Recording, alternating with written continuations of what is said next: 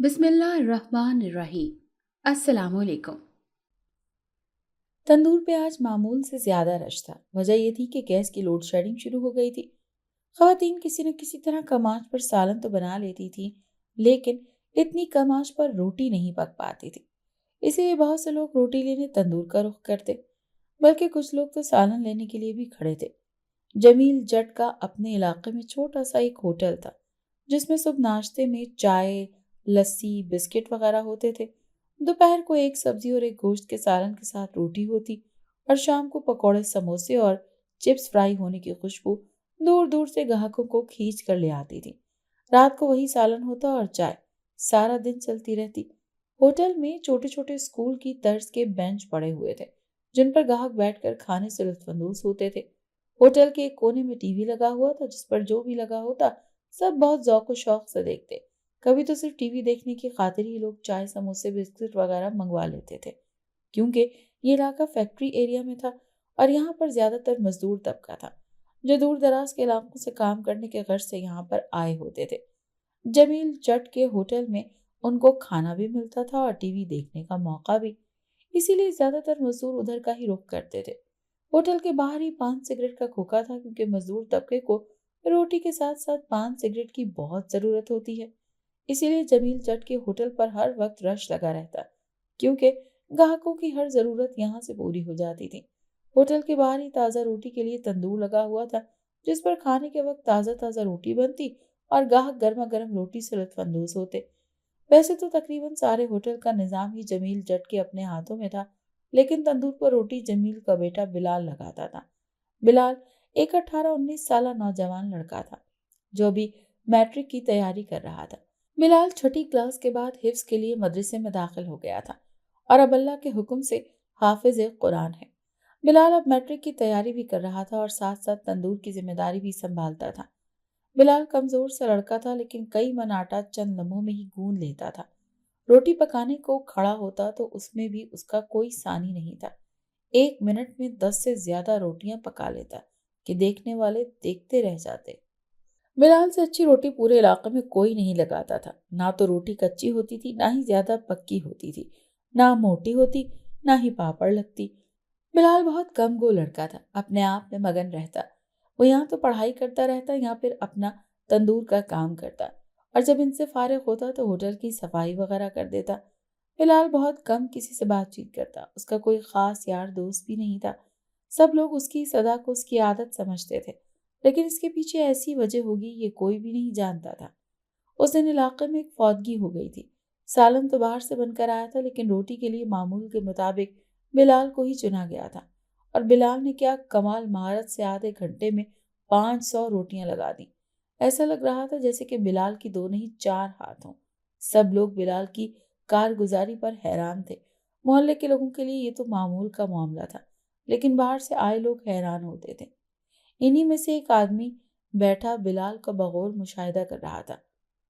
तुम तो बहुत कमाल के लड़के हो, उसने बिलाल के कांधे पर हाथ रखकर उसकी तारीफ की। बिलाल ने उसकी तरफ मुस्कुराकर देखा और अपना हक समझकर तारीफ वसूल की। तुम कब से इधर काम कर रहे हो? और इस आदमी ने फिर पूछा। बहुत वक्त से हूँ, बिलाल ने जवाब दिया। वो आदमी बिलाल को गहरी नजरों से देखता रहा, लेकिन बिलाल अपने मुंह ध्यान काम में मसरूफ रहा। उस दिन एक बहुत अजीब बात हुई। सामने सड़क पर एक एक्सीडेंट हुआ। वो बंदा बहुत ज्यादा जख्मी हो गया था। उसे देखकर अचानक बिलाल सब कुछ छोड़ छाड़ उसके पास चला गया था। बिलाल ने उसके जख्मों की सफाई की। उसके जख्मों पर हाथ फेरते हुए वो जेरे लब कुछ पढ़ रहा था कि कुछ ही देर में उस जख्मी को सुकून आने लग गया और उसका खून भी रुक गया था। वो जख्मी आदमी बिलाल की तरफ तशक्कुर भरी नजरों से देखता रहा। मोहल्ले के लोगों को बिलाल की इस खूबी की खासियत का पता नहीं था, इसलिए वो सब हैरान होकर उंगलियां दांतों में दबाए देख रहे थे। ये क्या माजरा है? ये क्या हो रहा है? सब लोग अपनी अपनी सोचों में इसका जवाब ढूंढ रहे थे, लेकिन किसी को भी असल मामले की खबर नहीं थी। और बिलाल तो वो अपना काम करके वापस तंदूर पर चला गया था।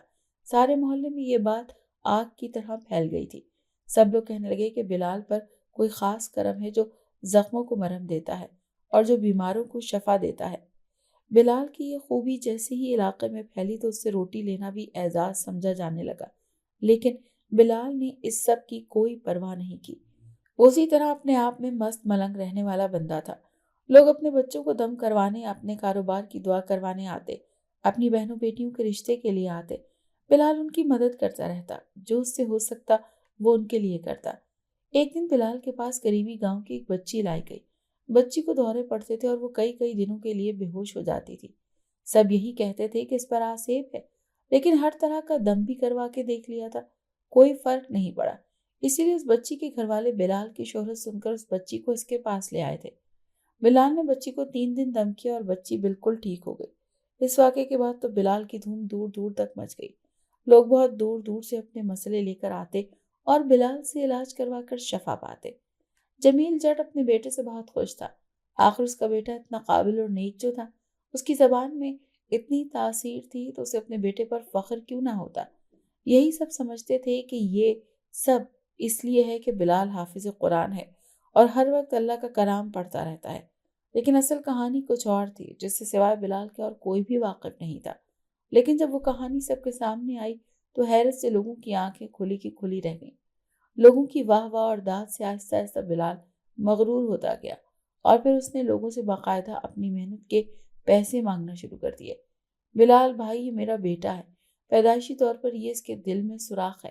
پہلے ہی میں نے بہت منتوں مرادوں سے بیٹا مانگا ہے، اور اب اگر اللہ نے دے دیا ہے تو وہ بھی پیدائشی بیمار۔ آپ کی بڑی مہربانی ہوگی، اس کو ٹھیک کر دو۔ ڈاکٹر آپریشن کا بول رہے ہیں۔ یہ ننھی سی جان کیسے اتنی تکلیف برداشت کر سکے گا؟ ساتھ والے گاؤں سے آئے اکبر نے بلال کے آگے ہاتھ جوڑتے ہوئے کہا کہ اکبر بھائی، ایسے نہ کریں، میں کوشش کرتا ہوں آپ کا بچہ بالکل ٹھیک ہو جائے گا۔ لیکن بلال نے اکبر کے جڑے ہوئے ہاتھ اپنے ہاتھوں میں لے کر کہا، لیکن کیا بلال بھائی؟ اکبر نے پریشانی سے پوچھا۔ لیکن یہ کہ اس کے لیے کچھ پیسے لگیں گے اور آپ کا کام ہو جائے گا، بلال نے اکبر کو دو ٹوک انداز میں کہا۔ اکبر بلال کی طرف دیکھتا رہ گیا کہ یہ وہی بلال ہے جو ایک لفظ نہیں بولتا تھا اور آج منہ پھاڑ کر پیسے مانگ رہا ہے۔ لیکن اکبر نے کچھ کہا نہیں اور پیسوں کی حامی بھر لی، کیونکہ اسے تو اپنے بچے کی زندگی اور صحت چاہیے تھی۔ بلال نے اکبر سے کہا کہ وہ جمعرات کو بچے کو لے کر آئے۔ بچے کو 3 دن آنا پڑے گا، 3 دن دم ہوگا۔ اگر تو اس دوران بچہ ٹھیک ہو گیا تو صحیح ہے، ورنہ 3 دن پھر مزید دم کرنا پڑے گا۔ بلال نے تفصیل سے سمجھایا تو اکبر نے حامی بھری اور چلا گیا۔ بلال کی اب چاندی ہو گئی تھی۔ وہ لوگوں کے مرض کے حساب سے پیسے مانگتا اور لوگوں کو اس پر اتنا یقین تھا کہ وہ جتنے بھی پیسے مانگتا ہے وہ اسے بغیر کسی ہچکچاہٹ کے دے دیتے تھے۔ اکبر کے بیٹے کو بلال نے 2 دن علاج کیا تھا اور وہ ٹھیک ہو گئی۔ پھر بھی تیسرے دن بلال نے اسے دم کیا۔ اس کا علاج مکمل ہو گیا اور جب 3 دن بعد اس کی رپورٹس کروائیں تو سب کچھ ٹھیک آیا۔ اکبر نے تو جیسے خوشی کے مارے وہ پاگل ہی ہو گیا تھا۔ بلال کا کام چل نکلا تھا۔ کبھی وہ پتے کی پتھری کا علاج کرتا تو کبھی وہ جگر کی خرابی کا، چھری والا دم کرتا یا کینچی سے علاج کرتا۔ لوگ یقین کر کے آتے اور شفا پاتے۔ ابھی تک ایسا نہیں ہوا تھا اس کا ایک بھی مریض صحت یاب نہ ہوا ہو، لیکن جو کبھی نہیں ہوتا وہ کبھی تو ہوتا ہے۔ جہاں بہت سے لوگ بلال کو چاہتے تھے، اس پر یقین کرتے تھے، وہیں کچھ لوگ بلال سے جیلس بھی ہوتے تھے، اور اب تو بلال بھی اپنے آگے کسی کو کچھ نہیں سمجھتا تھا۔ اور ایک دن تو ایسا واقعہ ہوا جس نے بلال پر سب کی یقین کو بڑھا دیا۔ ہوا کچھ یوں کہ بلال تندور پر روٹیاں لگا رہا تھا۔ اس دن معمول سے زیادہ کام تھا تو اسی حساب سے بلال کے ارد گرد رش بھی لگا ہوا تھا۔ نہ جانے کس طرح بلال کا پیر پھسلا اور وہ تپتے ہوئے تندور میں گرنے لگا۔ ابھی وہ آدھا ہی تندور میں گرا تھا کہ ایسے لگا کسی نے اسے کھینچ کر باہر نکالا ہو۔ سب لوگ حیرت زدہ رہ گئے اور بلال کو بھی کچھ نہ ہوا۔ پہلے تو اتنے لوگ حیران ہوئے اور پھر عقیدت کے مارے لوگ بلال کے ہاتھ چومنے لگے۔ اس سے بات کی دھوم دھام بہت دور دور تک مچ گئی تھی۔ بلال کی عقیدت مندوں میں روز بروز اضافہ ہوتا جا رہا تھا۔ اسی حساب سے لوگ ابھی بھی بلال کے معاملے میں شکوک و شبہات کا شکار تھے۔ دوسرے محلے میں ایک لڑکا احمد رہتا تھا۔ احمد بلال کے ساتھ پہلے اسکول میں پڑھتا تھا، پھر بلال تو حفظ میں چلا گیا، لیکن احمد اسکول کی تعلیم حاصل کرتا رہا۔ احمد تک جب بلال کی شہرت پہنچی تو احمد کو اس بات پر یقین نہیں ہوا کہ آیا بلال کے پاس ایسی طاقت ہے جو بڑے سے بڑے مرض کو ختم کر دیتی ہے۔ لیکن اس نے بلال کے بارے میں بہت سے قصے سنے ہوئے تھے، پھر بھی اس نے بلال کو آزمانے کا سوچا۔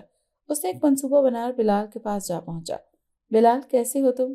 کیا تم نے مجھے پہچانا؟ احمد نے خوشگوار اور گرم جوشی سے بلال کو مخاطب کرتے ہوئے کہا۔ ہاں ہاں، پہچان لیا ہے میں نے۔ تم احمد ہو نا؟ گورنمنٹ اسکول میں میرے ساتھ پڑھتے تھے؟ بلال نے قدرے روکھے انداز میں کہا۔ ہاں بالکل صحیح پہچانا تم نے۔ احمد نے خوش ہوتے ہوئے کہا۔ کہو کیسے آنا ہوا؟ بلال نے پوچھا تو احمد نے چونک کر اسے دیکھا۔ میں بہت بیمار ہوں، ڈاکٹر نے مجھے جواب دے دیا ہے، احمد نے روتے ہوئے کہا۔ کیا بیماری ہے تمہیں؟ بلال نے کہا۔ جگر کا مسئلہ ہے، احمد نے پریشانی سے کہا۔ تو مجھ سے کیا چاہتے ہو؟ بلال نے دو ٹوک پوچھا۔ مجھے تم سے علاج کروانا ہے، مجھے اس بیماری کو شکست دینی ہے، احمد نے کہا۔ ٹھیک ہے علاج ہو جائے گا، لیکن بلال نے ابھی تک اتنا ہی کہا تھا کہ احمد نے اسے دو ٹوک کہا۔ ہاں ہاں، میں تمہاری فیس ادا کر دوں گا۔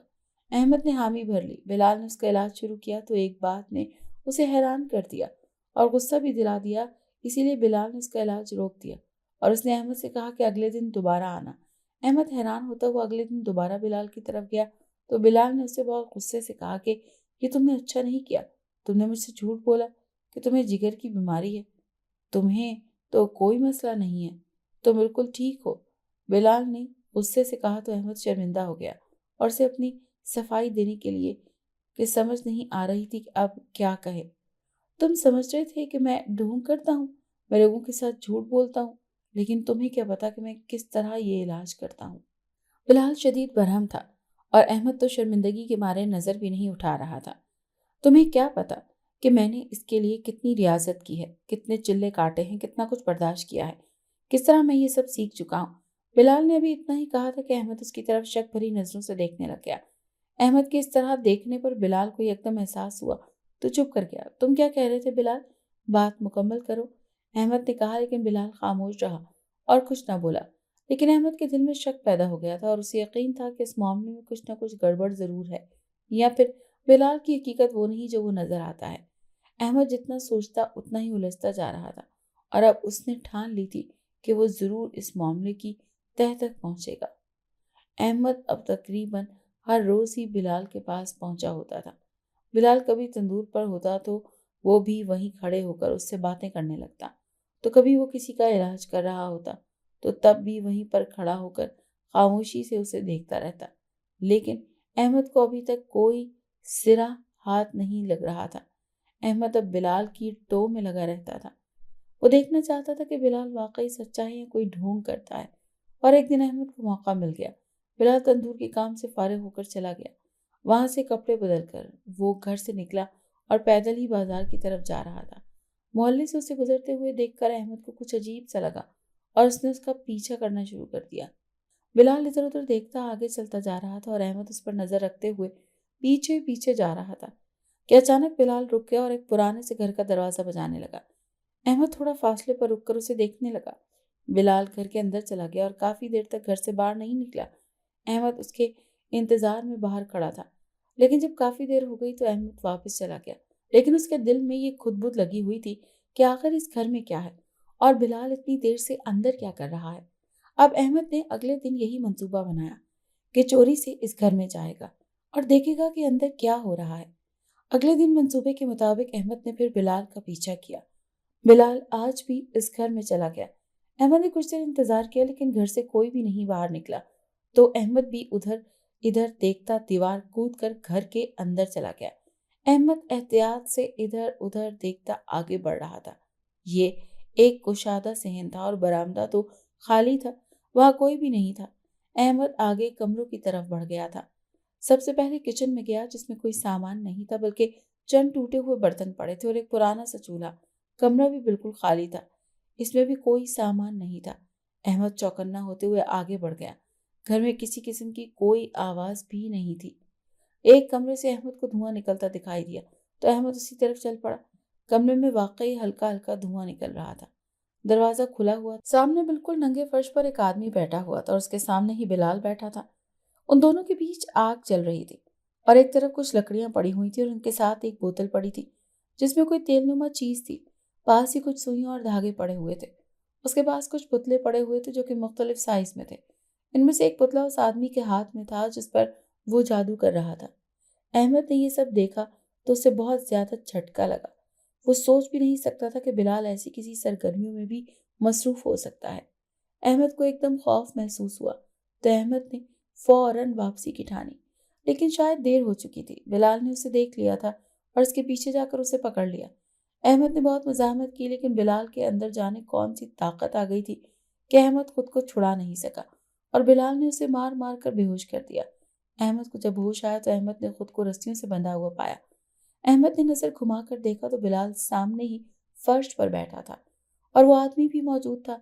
وہ دونوں اپنے کام میں پہلے کی طرح ہی مصروف تھے۔ احمد نے بلال کو آواز دی، بلال مجھے چھوڑ دو، کیوں باندھا ہے مجھے؟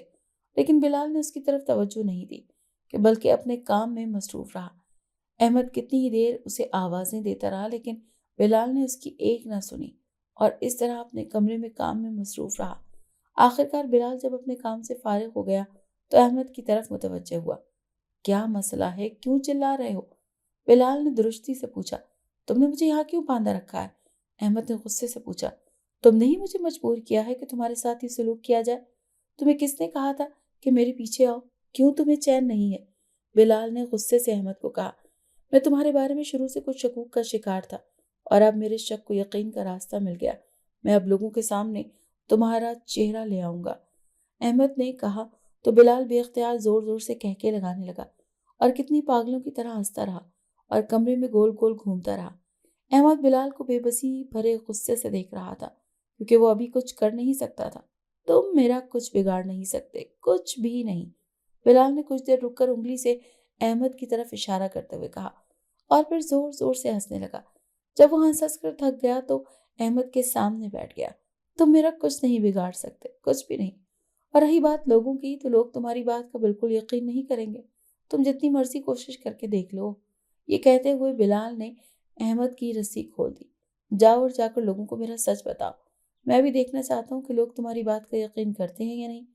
یہ کہتے ہوئے بلال نے دروازے کی طرف جانے کا اشارہ کیا۔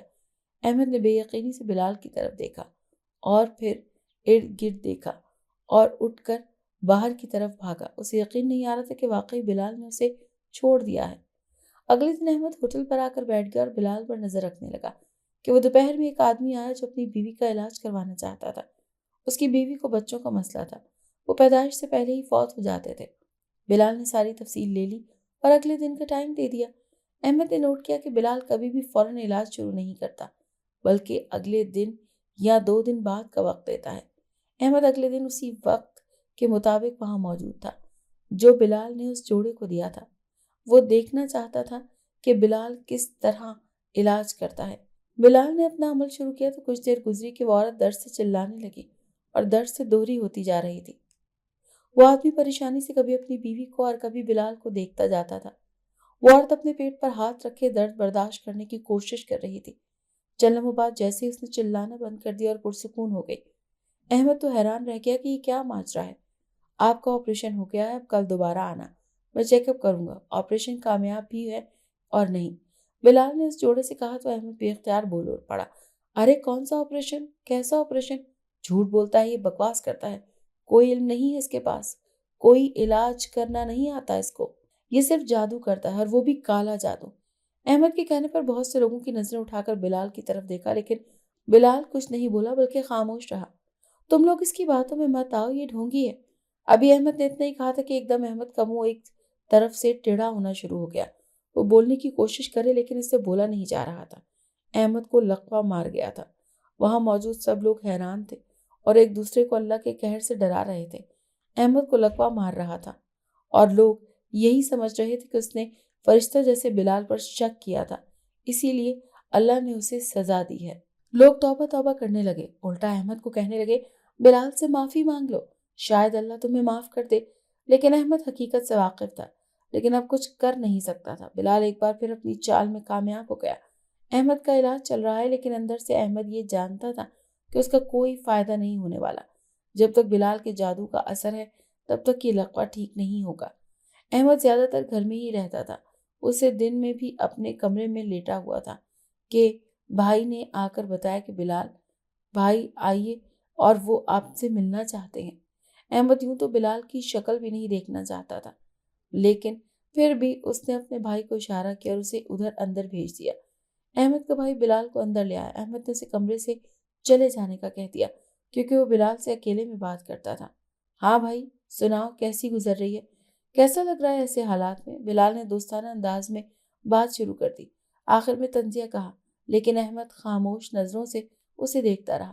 ارے میں بھی کتنا پاگل ہوں، پتہ بھی ہے کہ تم تو بول نہیں سکتے پھر بھی تم سے پوچھ رہا ہوں، بلال نے کہا تو احمد غصے بھری نظروں سے اسے دیکھنے لگا۔ دیکھو، میں تمہارے ساتھ ایسا کچھ بھی نہیں کرنا چاہتا تھا، لیکن تم نے مجھے مجبور کر دیا کہ اگر تم میرے معاملے میں نہیں پڑتے تو میں بھی ایسا نہیں کرتا۔ سب تمہاری غلطی ہے، بلال نے کہا تو احمد بے بسی سے اسے دیکھتا رہ گیا۔ تمہیں بہت تجسس تھا نا میرے بارے میں جاننے کا، میرا پیچھا کرنے کا، لوگوں سے میرے بارے میں اول فول بکنے کا۔ بلال نے غصے سے کہتے ہوئے احمد کی طرف دیکھا۔ چلو آج پوچھو جو پوچھنا چاہتے ہو، میں سب بتاؤں گا۔ چلو پوچھو، شاباش۔ آخر میں بلال ایک دم چلا اٹھا۔ لیکن نہیں، تم کیسے پوچھو گے؟ میں خود ہی تمہیں بتاتا ہوں، بلال نے جیسے مہربانی کر کے کہا۔ اب جب کہ تم بول نہیں سکتے تو میں تمہیں سب بتاتا ہوں۔ یہ آج سے 5 سال پہلے کی بات ہے، جب میں نیا نیا حفظ کرنے مدرسے میں داخل ہوا تھا۔ مجھے ابا نے وہاں چھوڑ دیا تھا اور مجھے وہیں سے ہی مدرسے کے ہاسٹل میں رہنا تھا۔ میرا وہاں بالکل بھی دل نہیں لگتا تھا۔ میں نے سب سے الگ تھلگ ایک کونے میں بیٹھا رہتا۔ میری عمر کے لڑکے پڑھائی بھی کرتے اور کھیلتے کودتے بھی تھے، لیکن شاید میرا رجحان کچھ الگ تھا۔ وہ دن بھی باقی دنوں کی طرح ایک عام سا دن تھا۔ میں اسی طرح ایک کونے میں بیٹھا ہوا تھا کہ میرے پاس ایک آدمی آ کر بیٹھ گیا۔ میں نے چونک کر اسے سر اٹھا کر دیکھا تو مسکرانے لگا۔ میں بھی مسکرا دیا۔ تم یہاں اکیلے کیوں بیٹھے ہو؟ میں اکثر یہاں آتا رہتا ہوں تو تمہیں ادھر ہی بیٹھا دیکھتا ہوں، ایسا کیوں ہے؟ اس نے سادہ سے انداز میں پوچھا۔ بس ویسے ہی میرا دل نہیں لگتا، میں نے بدلے میں جواب دیا۔ دل کیوں نہیں لگتا؟ اس نے پھر پوچھا تو میں بد دلی سے بولا، شاید میں یہ نہیں کرنا چاہتا اسی لیے میرا دل نہیں لگتا۔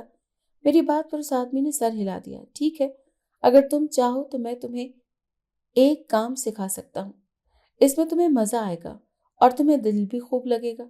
کہو، سیکھنا چاہو گے؟ اس نے مجھ سے پوچھا تو میں نے بد دلی سے سر ہلا دیا۔ میں کل آؤں گا تو میرے ساتھ چلنا، اس نے کہا تو میں بولا کہ کدھر جانا ہے؟ میرے گھر، ڈرو نہیں، وہ ادھر پاس میں ہی ہے، اس آدمی نے کہا۔ میں نے زیادہ سوچا ہی نہیں کہ کیا کام ہو سکتا ہے۔ اگلے دن وہ آدمی مجھے لینے کے لیے گیا۔ اس وقت مدرسے میں بچوں کو 2 گھنٹے تک آرام کے لیے بریک ہونا تھا، اسی لیے میں آرام سے اس کے ساتھ چلا گیا۔ کیا کام ہے؟ میں نے تجسس سے پوچھا۔ بہت دلچسپ کام ہے، تمہیں جادو دیکھنا پسند ہے؟ اس نے الٹا مجھ سے سوال کر دیا۔ ہاں، بہت زیادہ، میں نے شوق سے کہا۔ اگر تمہیں وہ جادو سیکھنے کا موقع ملے تو تم جادو سیکھو گے؟ اس آدمی نے کہا۔ ہاں ہاں ضرور، میں نے پرشوق لہجے میں کہا۔ ٹھیک ہے، پھر میں تمہیں جادو سکھاؤں گا اور تمہیں شوق اور محنت سے سیکھنا ہوگا، اس آدمی نے کہا تو میں نے بغیر سوچے سمجھے ہاں کر دی۔ اب میں نے باقاعدہ اس سے جادو سیکھنا شروع کر دیا۔ میں روز اس کے گھر چلا جاتا اور اسے جادو سیکھتا اور وہ روز روز مجھے کچھ نہ کچھ نیا سکھاتا۔ آہستہ آہستہ میری دلچسپی اس میں بڑھتی جا رہی تھی اور 1 ماہ میں ہی میں اس میں بہت طاق ہو گیا۔ وہ آدمی مجھ سے بہت خوش ہوا۔ اس نے مجھے اپنے 2 موکل جن تحفے کے طور پر دے دیے۔ میں تو جیسے ہواؤں میں اڑنے لگا۔ وہ 2 جن میرے ساتھ ہر وقت رہتے ہیں، میرا ہر کام پورا کرتے ہیں، وہ میرے جتنے کمالات بھی رکھتے ہیں، وہ سب ان جنات کی وجہ سے ہے، بلکہ ابھی بھی میرے ہی ساتھ ہیں۔ تمہارے ساتھ بھی جو ہوا وہ انہوں نے میرے کہنے پر کیا۔ خیر، جادو سیکھنے اور دیکھنے کے شوق نے میرا دھیان پڑھائی کی طرف سے بالکل ہٹا دیا تھا۔ میں جو پہلے تھوڑا بہت سبق یاد بھی کر لیتا، اب تو بالکل بھی کبھی کھول کر بھی نہیں دیکھتا۔ مجھے مدرسے کے اساتذہ بہت ڈانٹتے اور سزا بھی دیتے، لیکن میرا ذہن اب پڑھائی کی طرف مائل نہیں ہوتا۔ ایک دن اسی طرح استاد نے مجھ سے سبق سنا تو مجھے نہیں آیا، انہوں نے مجھے سزا دی اور سبق یاد کرنے کا بھی کہہ دیا۔ میں نے اپنے مددگار جن سے ان کی زبان بند کروا دی۔ مدرسے میں سب حیران تھے کہ استاد صاحب کو اچانک کیا ہوا، لیکن میں اندر ہی اندر اپنی فتح پر بہت خوش تھا۔ اور اسی طرح ایک دن موقع پاتے ہی میں نے استاد کو یہ بھی کہہ دیا تھا کہ دیکھ لیا آپ نے مجھے ذلیل کرنے کا انجام، ابھی تو صرف زبان بند کروا دی ہے، کل کو اگر آپ نے میرے ساتھ کچھ اور کیا تو سوچو میں کیا کیا کر سکتا ہوں۔ میری بات پر استاد صاحب کچھ بولے تو نہیں، لیکن میں نے ان کی آنکھوں میں واضح طور پر خوف محسوس کیا۔ اس دن کے بعد مجھے بھی مدرسے میں کوئی دلچسپی نہیں تھی اور کوئی کچھ کہتا بھی نہیں، میں اسی طرح سزا دیتا۔ ایک دن بھی ایک لڑکے سے میری کسی بات پر منہ ماری ہو گئی تھی۔ میں غصے سے جنات کی مدد سے اس لڑکے کا دل بند کروا دیا۔ وہ لڑکا موقع پر مر گیا۔ مدرسے میں سب بہت ڈر گئے تھے۔ مدرسہ انتظامیہ نے مجھے پولیس میں دینے کا فیصلہ کیا۔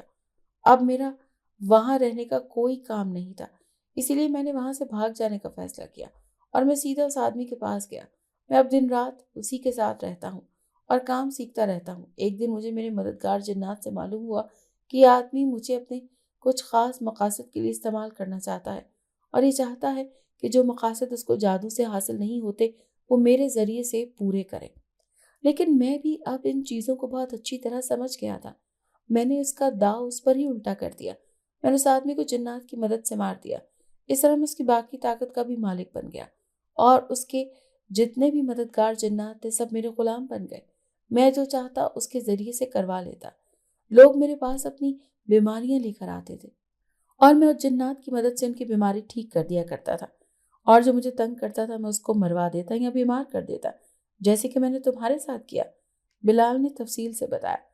میں اس کی کہانی سن کر افسوس ہی کر سکتا تھا، تاہم میں نے اسے اشارے سے سمجھانے کی کوشش کی کہ تم جو کر رہے ہو وہ ٹھیک نہیں ہے۔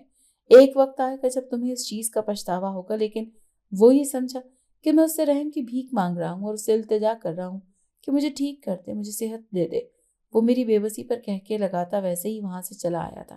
میں اس پر افسوس ہی کر سکتا تھا۔ بلال اب بہت زیادہ مغرور ہو گیا تھا۔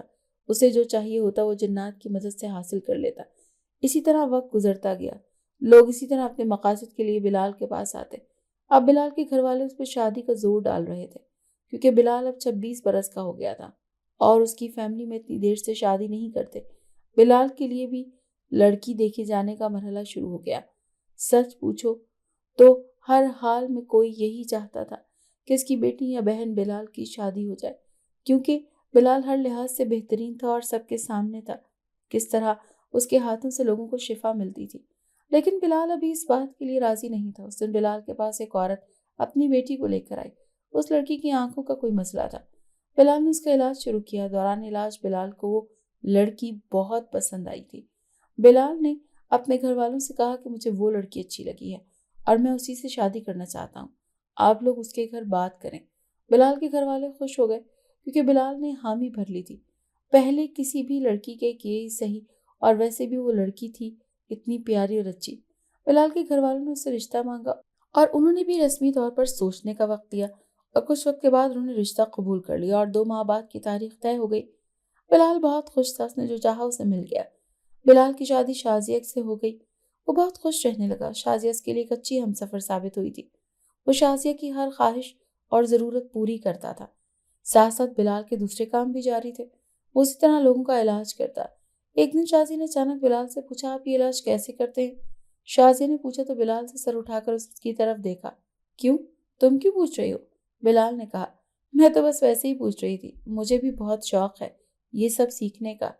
شازیہ نے اشتیاق سے کہا، تم یہ بات دوبارہ مت کرنا، میں نے بہت مشکل سے یہ سب سیکھا ہے، اور میں بہت مشکلات برداشت کر کے اس مقام تک پہنچا ہوں۔ میں نہیں چاہتا کہ تم بھی اس سب میں پڑو، آرام سے گھرداری کرو۔ بلال نے شازیہ کو اچھا خاصا لیکچر جھاڑ دیا۔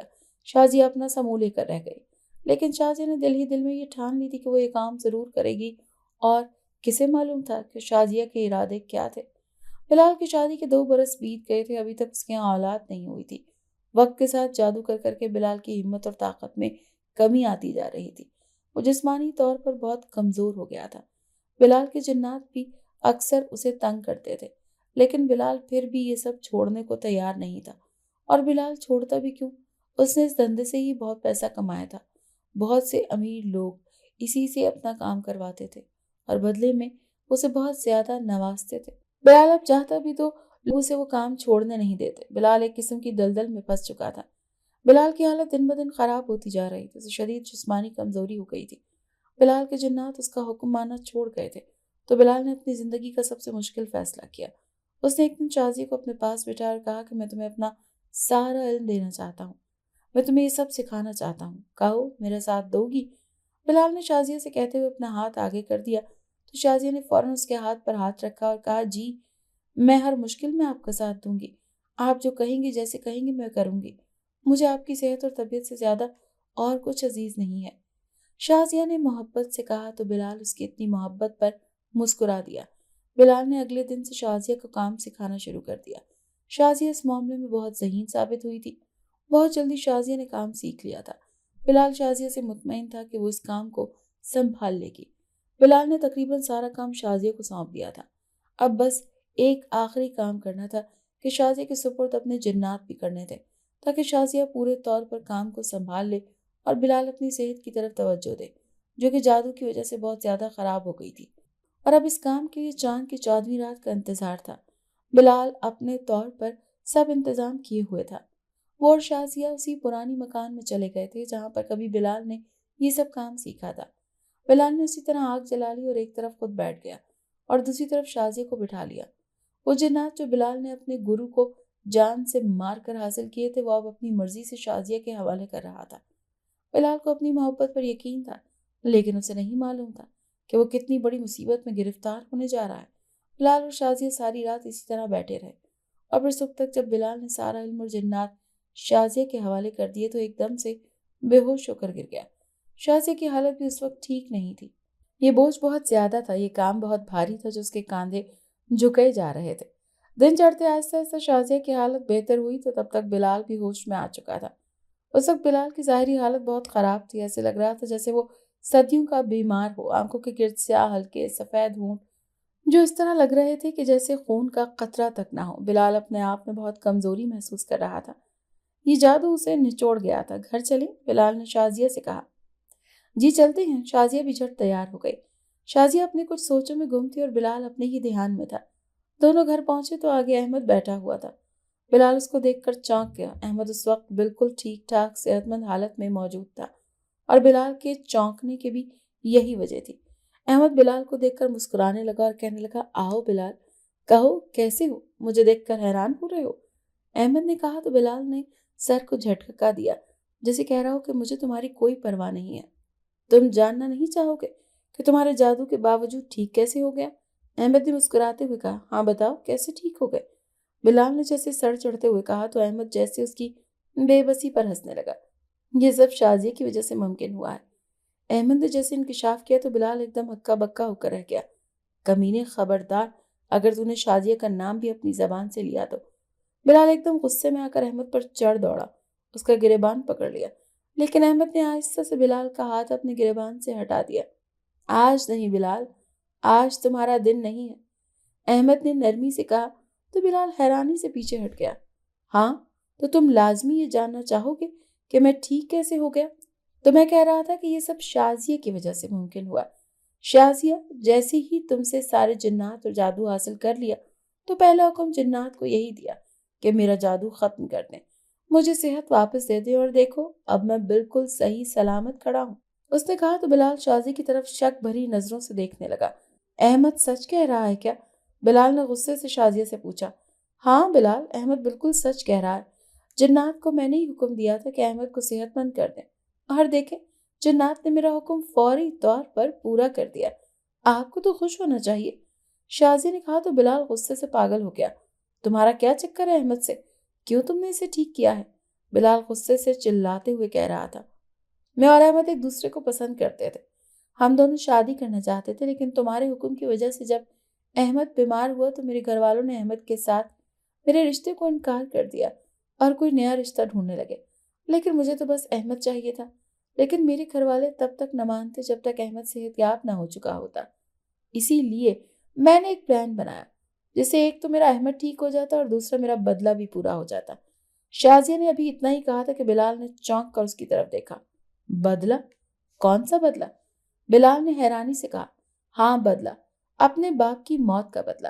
شازیہ نے نفرت سے کہا تو بلال الجھ کر شازیہ کی طرف دیکھنے لگا۔ ایک ہی بار میں سب بتا دوں، کیوں پہیلیاں بجھوا رہی ہو؟ بلال نے اکتاہٹ بھرے انداز میں کہا۔ میرا باپ جو تمہاری طرح ایک جادوگر تھا، جس کے پاس بہت سے جنات غلام تھے جو اس کا ہر حکم پورا کرتے تھے، اس کی ایک ہی خواہش تھی کہ اس کا بھی ایک بیٹا ہوتا جو اس کے بعد اس کی جادوئی طاقتوں کو سنبھالتا، اور پھر ایک دن اس کو ایک لڑکا ملا جو اسے پہلی ہی نظر میں بہت اچھا لگا، اتنا اچھا کہ اس نے سوچا کہ کاش یہ میرا بیٹا ہوتا، اور اس نے اسے بیٹا بنا لیا۔ اس نے اسے جادوئی دنیا کے اسرار و رموز سکھانے کی شروع کر دیے۔ وہ چاہتا تھا کہ جب وہ لڑکا سب کچھ سیکھ جائے تو اسے اپنا داماد بنا لے گا اور اس کی شادی اپنی بیٹی سے کر دے گا، لیکن ایسا ہو نہیں سکا۔ شازیہ دکھ بھرے لہجے میں کہہ رہی تھی تو بلال اور احمد خاموشی سے سن رہے تھے۔ کیوں تمہاری شادی کیوں نہ ہو سکی اس لڑکے سے؟ بلال نے پوچھا۔ میں نے کب کہا کہ میری شادی نہیں ہو سکی؟ تمہیں پتا ہے اس لڑکے نے میرے باپ کے ساتھ کیا کیا؟ اس نے میرے باپ کو قتل کر دیا اور اس کی ساری طاقتیں اور جنات غلام چھین لیے۔ शाजिया ने तासुब से कहा तो बिलाल चौंक कर उसे देखने लगा। तुम्हें समझ तो आ रही होगी कि वो लड़का कौन था? वो तुम थे बिलाल। तुमने मेरे बाप का कत्ल किया, उसकी सारी जादुई ताकतों को छीन लिया, उसके गुलामों को अपना गुलाम बना लिया और खुद मजे से अपनी जिंदगी गुजारने लगे। ना तुमने मेरे बाप का सोचा, ना ही उसकी बीवी बच्चों के बारे में सोचा। शाजिया ने रोते हुए कहा तो बिलाल कहने लगा, मैंने तुम्हारे बाप को बिल्कुल सही कत्ल किया। वो इसी काबिल था। अगर मैं उसे ना मारता तो वो मुझे मार देता, इसीलिए मैंने कुछ गलत नहीं किया। बिलाल ने संगदिली से कहा तो शाजिया उसे देखती रह गई। तुम्हें अभी भी अपने किए पर शर्मिंदगी नहीं है? तुम्हें जरा भी एहसास नहीं है कि तुमने अपने मोहसिन अपने उस्ताद के साथ क्या किया है? मेरा बाप इतना खुश था। तुमसे मिलने के बाद वो तुम्हारी बातें करता रहता था। वो अक्सर मुझे कहता था कि मैं तुम्हारी शादी बिलाल से करूंगा, तुम्हें बिलाल से अच्छा शौहर नहीं मिलेगा। लेकिन उसे क्या पता था कि तुम ही उसके कातिल बनोगे, उसकी जिंदगी खत्म कर दोगे। शाहजी ने कहा तो बिलाल सर झटक कर रह गया। खैर, तुम मेरा कुछ बिगाड़ नहीं सकती। मैं तुम्हें ऐसी सजा दूंगा कि सारी जिंदगी याद रखोगी। बिलाल ने कहा तो शाजिया हंसने लगी और हंस हंस कर उसकी आंखों में पानी आ गया। तुम शायद भूल रहे हो कि तुम अब कुछ नहीं कर सकते। तुम्हारे हाथ में अब कुछ नहीं है। शाजिया ने कहा तो बिलाल उसकी तरफ उलझन भरी नजरों से देखने लगा। तुम्हारी जितनी भी जादुई ताकतें थी वो सब अब मेरी हैं। मेरे बाप की ताकतें भी मेरे पास वापस आ गई हैं। शाजिया ने कहा तो बिलाल हंसने लगा। मैं अगर तुम्हें दे सकता हूँ तो तुमसे सब कुछ वापस भी छीन सकता हूँ। तुम किसी गुमान में ना रहो। बिलाल ने कहा तो शाजिया कहने लगी, तुमने मेरे बाप से बहुत कुछ सीखा, लेकिन सब कुछ सीखने से पहले ही उसको मार दिया। शाजिया ने पुरस्कार लहजे में कहा। क्या मतलब? बिलाल ने उलझ कर पूछा। मतलब ये कि तुमने अपनी सारी जादुई ताकतें, अपने गुलाम जिन्नात और अपना सारा इल्म अपनी मर्जी से मुझे दान कर दिया है। और जब कोई जादूगर अपना इल्म अपनी मर्जी से दान कर दे तो वो उसे किसी तौर वापस हासिल नहीं कर सकता, और अब तुम्हारा इन ताकतों पर कोई हक नहीं। शाजी ने कहा तो बिलाल बेयकीन नजरों से उसे देखता रह गया। और अब तुम हमेशा इसी तरह ही रहोगे। शाजी ने कहा तो बिलाल एकदम गुस्से से उसकी तरफ लपका। बिलाल ने जैसे ही हाथ उठाया तो उसका हाथ हवा में ही रह गया और बिलाल एक तरफ को गिर गया। बिलाल पर फालिज का अटैक हुआ था और अब वो बेबसी से जमीन पर पड़ा हुआ था। तुम अपनी हरकतों से कभी बाज नहीं आओगे और अब सारी जिंदगी इसी तरह बेबसी से पड़े रहोगे। शाहजी ने नफरत से कहा तो बिलाल उसे ऊं आ करके कुछ कहने लगा, लेकिन शाजिया नजरअंदाज करके आगे बढ़ गई। बिलाल अब बिस्तर पर पड़ा अपनी किस्मत को कोसता रहता था और पछतावे की आग में जलता रहता था। शाहजी ने कुछ अरसे बाद ही अहमद से शादी कर ली थी, लेकिन उसने जादू का सिलसिला यहीं पर खत्म कर दिया था, क्योंकि वो नहीं चाहती थी कि इस सिलसिले की वजह से किसी की जान जाए। कौन जाने कल को उसकी नस्ल में से कोई जादुई दुनिया का मुसाफिर बन जाता। अगर आपको आज की हमारी कहानी पसंद आई है तो इसे लाइक कीजिए और अपने प्यारों के साथ शेयर कीजिए।